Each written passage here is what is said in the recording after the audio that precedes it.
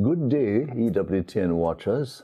This is Father Richard Holong in Kingston, Jamaica, and we will continue a series, or Lenten series.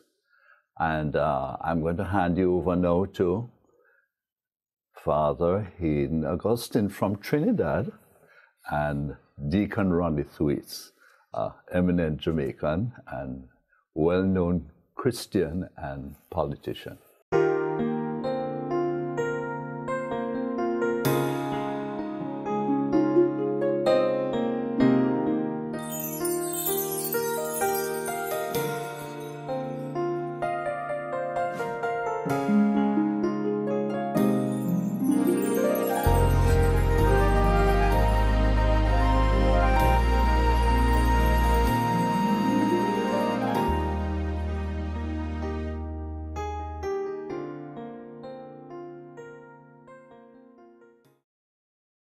We will continue with the story of Lazarus, the raising of Lazarus, and we go to chapter 11 of John's Gospel, verses 28 to 44.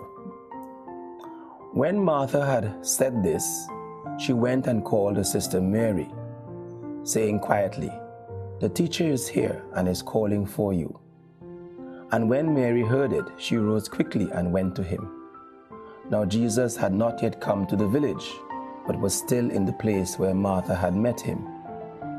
When the Jews who were with her in the house, consoling her, saw Mary rise quickly and go out, they followed her, supposing that she was going to the tomb to weep there. Then Mary, when she came where Jesus was and saw him, fell at his feet, saying to him, "Lord, if you had been here, my brother would not have died." When Jesus saw her weeping, and the Jews who came with her also weeping, he was deeply moved in spirit and troubled. And he said, "Where have you laid him?" They said to him, "Lord, come and see."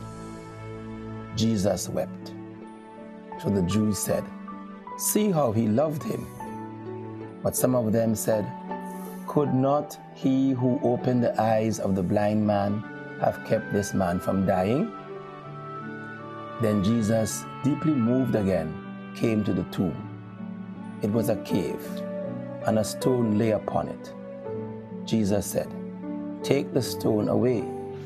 Martha, the sister of the dead man, said to him, "Lord, by this time there will be an odor, for he has been dead 4 days." Jesus said to her, "Did I not tell you that if you would believe, you would see the glory of God?" So they took away the stone. And Jesus lifted up his eyes and said, "Father, I thank you that you have heard me. I knew that you always hear me, but I have said this on account of the people standing by, that they may believe that you sent me." When he had said this, he cried out in a loud voice, "Lazarus, come out." The dead man came out, his hands and feet bound with bandages, and his face wrapped with a cloth. Jesus said to them, "Unbind him and let him go." What a marvelous passage. Very dramatic. And yes.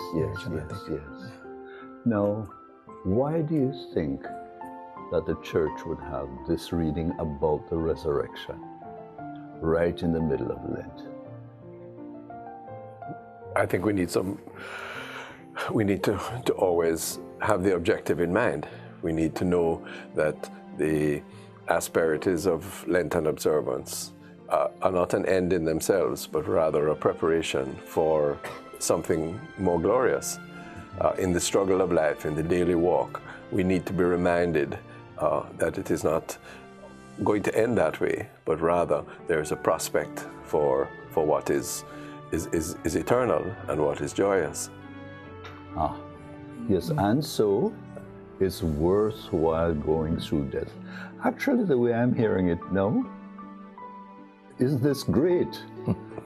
If we have great faith, isn't it great that I'm going to die and the Lord is going to meet me and the Lord is going to love me up and He's going to weep over me. He's going to be very tender. He's going to comfort me at my time of death and so forth. So, is that what is called a happy death? Is that what a happy death is? Encounter with the Lord. I hope so. But I love the words, untie him and let him go. Yes. It's a vindication of personal freedom. Right. It is the release from the biggest chain of all, that of mortal death, Yes. the freedom from sin, Yes. and the ultimate achievement with the Lord, with God, of the full human potential. Let him go. Let him go. Yeah. Yes. And the tremendous sense of relief and joy that came over the people, you know. I mean, he was dead. He's dead. What? He's now raised from the dead? You know, tremendous. Not universal though, fathers. Go ahead. Yes?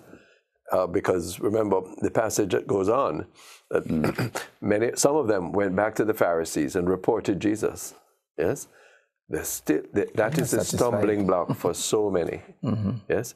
The fact of the resurrection is the ultimate exercise of power that is above all worldly power. Yes. And those who were stuck and themselves bound with the bandages of death, loyal to earthly power, cannot release those. And so their response to this miracle is to seek to find a way to kill Jesus. Yes? Jealousy. Jealousy, Yes. arrogance, yes? And idolatry, because they see their authority, remember, over the law, both the religious law and the secular law, to a measure, they see that as being the ultimate thing for life. Many of us still do, you know. Yeah, that this is it. Yes, And even in the church. even within the church, Yes. I'm not so sure how many of us really believe that death is just a doorway to eternal life. Yes. You know? And that Jesus has power. Yeah. He's the ultimate power that must guide everything and that can undo that fealty to mortality. And when he does, that's the final liberation. Bigger than anything that anyone else can promise. Unbind him and let him go. Yes. And then what about the living death that we experience? Yes. The living, Explain. the death we experience in sin. That our souls are bound up with our own weaknesses and sins, and therefore we are dead. We are dead to so many of the beautiful things in life, so many of the virtues that Jesus has power also to release us from. But those. for me, I see the contrast between Mary and Martha, and those who who believed with them, and those who remained skeptical, remained doubtful, who had a problem for every solution, even the solution that Jesus brought to Lazarus is death. Yes, the simple faith. I see that among the people you minister to. I see that among the very poor. You can see it in their eyes, in their face. And what a difference to the bitterness, the sourness, the skepticism of those who can't believe that there is a power higher than that which we know, that which we are, and that he can do the ultimate thing. Jesus held back in order from going to Bethany, so that in fact the fullness of the Father's presence in him could be made manifest. Yes. And this ultimate victory, some cannot see it as victory. Can't accept. Because it assails some of the values, the false values that they have made incarnate in their life. Christianity is always countercultural. All the time. At all levels, at all stages. Yes. Well, you find very often that people who are rich and selfish, people who are even middle class and selfish, this is it. They've worked all their lives for this and only this. And now they're going to lose it. They never concentrated on Christ. Even we good Christians and Catholics, we have lost the sense of the ultimate purpose of life. And a great, great God who has given us everything that we got, you know, I am the resurrection and the life. He who believes in me shall never die. And that strong belief in the Lord, first and foremost in our lives. We're reminded of this again at the time of Lent. We're going to suffer, we're going to die. But we will rise. What a great victory, you know. And even in Lent, I think this is why the scripture says, be joyful, wipe your face. Don't fall into unhappiness and depression and try to give the impression you're good Christians because you look sad. But look, he has risen from the dead. This very same man, not God, but man, raised up by the power of God because of his great love for us, you know. And so when we die, we should just wrap ourselves in the love of the Lord. Mm-hmm. Just listen to him and cling to him and die in him and rise with him. But I think that can only be done by, as Paul says, a daily dying to self, a daily dying, the death of self-denial, which Lent promotes. Self-denial, self-forgetfulness. Take up your cross. Taking up the cross. And follow me. Yeah. You know, the sufferings that we endure, we suffer for the Lord and not just for the, you know, as a necessary evil, but we suffer it deliberately and knowingly that if we, as Paul says, if we die with him, we shall rise with him. If we suffer with him, we shall be vindicated with him.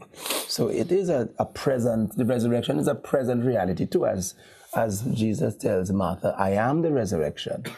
And that Lazarus, an immortal human being, is an example of that. As you said, not only Jesus, but Lazarus and Jairus' daughter and the widow of Nain's son, that all of us share in this power, or Jesus has bestowed this power on us. But it's remember, daily dying. Fasting without almsgiving profits nothing. Mm-hmm. Mm-hmm. And here's what Jesus does. He gives a palpable relief to Martha and Mary. Good news. Yes, good news. Yes. Isn't that what we're called to do, Father? Exactly, yes. Deacon. Yeah. Particularly during this time, I think of the tremendous gifts of money, gifts of presence, gifts of prayer that all of us can give to others. Right. Yes. Right. And that makes the fasting transcend the pain of self-denial, the discomfort, and gives it a sublimity that nothing else in this world can do. Right. Right. Really goes together. Yes. Yes. Okay. Yes. Well, this is his great deed here, and all of us are asked to manifest or real belief in deeds. Now, would Martha's deeds be sort part of that? The fact that Martha was this busybody, you know, of course, being so hospitable, absolutely. Providing. Graciousness, hospitality are key to the generosity of spirit that the Christian life requires. Yes, you know. You note it when you go down to the centers. You go in and you see an old lady who can't use her arms, can't walk. She's in a wheelchair. And her face is all wreathed in a smile. Her eyes are like a child. She looks up at you and she smiles. And you say, how are you? And then instead of saying how much she's struggling, she says, how are you, Father? How are you, Father? How are you, my love? You know? Can I tell you a story? Tell me. There was an old woman, just like the one you described. She was a beauty queen in our church. She had one tooth, but she was absolutely beautiful. And she had no material possessions. Her story was that she had taken up with a man in the village many years ago, and he was a drunkard and beaten her. eventually left her for a redhead. And she raised her children, did the best she could. And then years after, he came back riddled with cancer. And against the advice of everybody, she took him in. And the church had managed, someone from abroad had given us a bed. And we gave her the bed. And we went to visit her. And there was he, lying in the bed, powdered up and comfortable. And there was a banana bark, leaves on the ground, where she was sleeping. And shortly after, Father's, he died. And in our church, a burial spot is very precious. There's not much land. But she gave her burial spot to him. And when we were up the hill with the funeral service, she was weeping. And the women around her, but look how he treats you bad. How are you weeping? Yes. And she looked with a smile and the one tooth, and she said, you don't know how love goes. Oh my goodness. Can you imagine?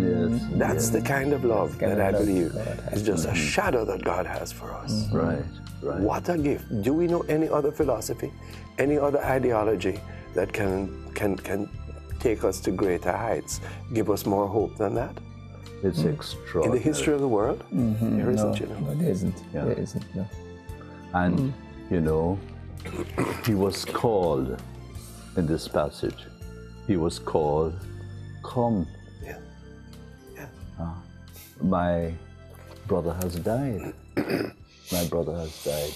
Could he pause and say, well, I have a schedule here so that I have to work through it, and I will tell you when I Like can me, come. like you. That's what I do. Oh God, shame. I can tell you when I can come and all the rest of it. No, he came spontaneously. And you see this figure of Christ at all times. He's on his way to another village. He stopped.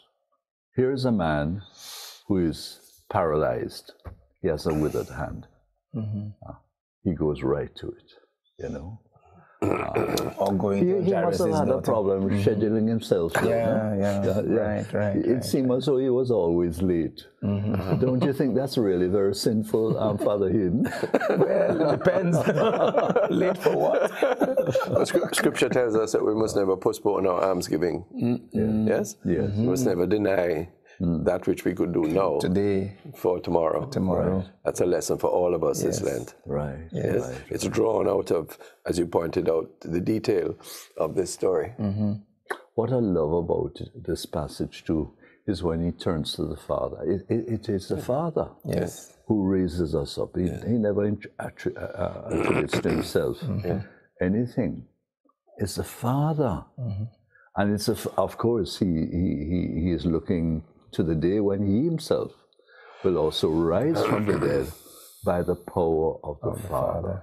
But the mystery for me, and the reason why I'm a Catholic, is because Jesus comes into me in the Eucharist and I become him. Yes? Yes. Can you imagine that? Yeah. And therefore, yes, the Father's presence in my life must be radiated. And also that I must assume the responsibility, the demeanor, the personality of him who I have received. What a different world it would be, politically, economically, nationally, if all of us did that. Yes. All of us have the And why not? potential. We're made in the image and likeness of God, but then we fell. Our heritage is one of fallen Israel straight through to this very, very living day. And we keep looking at it, that yearning inside of us. My soul longs for you like a deer. And I can't get rid of it. No matter what, even with the worst sinner, I can't get rid of it, this desire to be with the Lord, because I'm not satisfied until I have fulfilled that very calling I have, which is I was made to his image and likeness. But now I must fulfill it. That's the purpose and meaning of life, that we become adopted sons and daughters, through the brotherhood of Jesus with all of us, and the Father wanting us to be drawn by Jesus, this most incredible, beautiful, powerful figure, drawn through him and to him in everlasting life. Isn't that wonderful? Huh? Isn't there a word to us, to those listening, certainly to me, that when you are depressed, when you're dead in sin, yes, no matter how dead you are, till you're stinking, yes, 4 days. when the Father calls you through the Son, through his sacraments, come out, in a loud voice, come out. Even then, you can rise. There is hope. Yeah. There is new life. So our church has no probation bench. It has no rejection for any sinner. Does it? You can't do anything so bad. That's a big lesson from this, you know. You can't do anything so bad that he will not turn to you and offer his merciful love.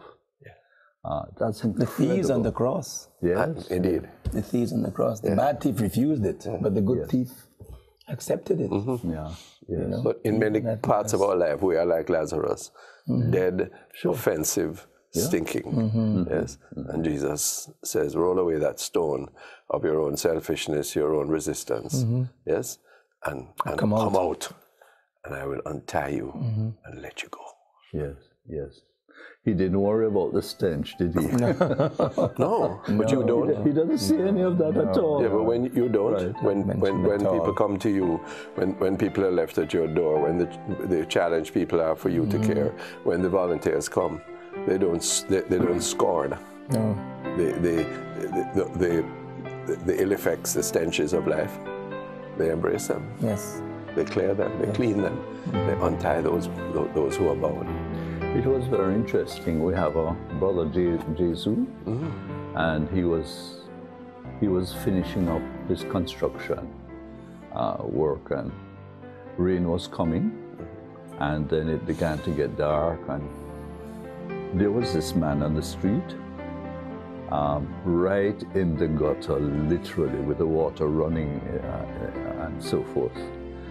And he stopped by, and he saw this man, and he just got out of the car, and he went over to him, and he turned him over and said, what are you doing? What happened to you? And so forth. And he said, they threw me out of my house. So I ended up here. I was begging in the streets for quite a while, and I had nowhere to go. And Brother Jesus said, well, I'm kind of late for prayers, but... God will understand. That is his prayer. That is the prayer, exactly. Right. So he brought him. He brought him, but he knew the place was overpacked, which is, of course, against the law of the Pharisees. But you find out with Jesus, there's always room at the inn. Yeah. But remember Lazarus, Father? The Lazarus we picked up years ago with the crown of thorns, the maggots. Oh, my Lord. Thousands and thousands of little worms swimming around his head. Yeah. And the brothers picked it up without any nose guard. Yeah. As you said, the stench is there, but it doesn't matter. Smell it. You don't smell it. The power of God is far beyond that. But the brother picked him up, brought him down to Good Shepherd, and we bathed him in a pan of water, and we shaved him,